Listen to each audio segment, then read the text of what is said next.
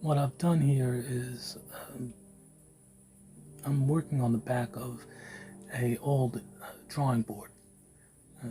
Same stuff as illustration board. So this is acrylic on illustration board. This image, I've drawn this image dozens of times, dozens of different ways. I really like the imagery. This one is Liberty versus the octopus. Anybody can get a good idea about what's going on in this image.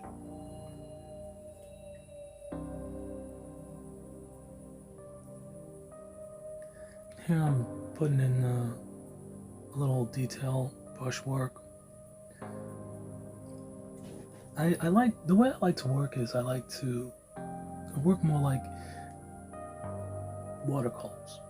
I like to water everything down, get it real thin, and then start working in layers.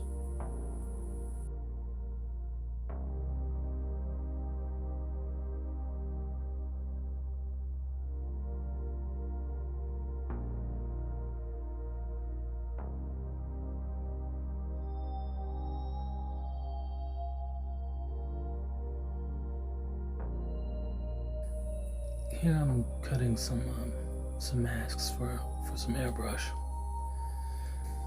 What I will do is I will cover everything in a single color, like you saw me put down the yellow. And then I'll start blocking in colors and sections. And then I'll start to work small details. After this, I'll go back in with an airbrush and I'll go over the whole thing. And then I'll basically start the process again by putting in more large block colors. It's basically glazing over glazing. It's not like, it's like watercolor in some ways, but it's not like watercolor in other ways. The problem with watercolor is no matter what grade of paper you're using, the paper can't take but so much color. It starts to become a muddy mess after a while. That's why I like acrylic, because you can work the same way with acrylic and it dries faster, and you can work the next color over the next color. And if you work them thin,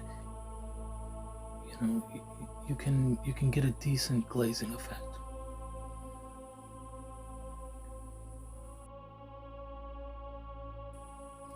Here I'm just putting in some shadows. The idea is to block in large shadows and then have your light source be smaller, and then smaller and smaller until you get into highlights. And that tends to work for me. I think it worked for this piece.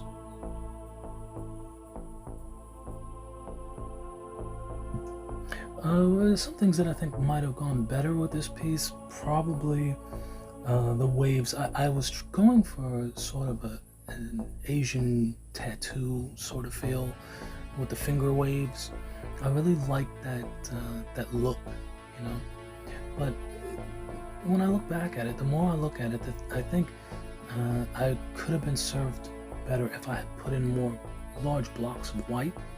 When water is crashing in the real world, you tend to get big plumes of white froth. So these are stages of the painting.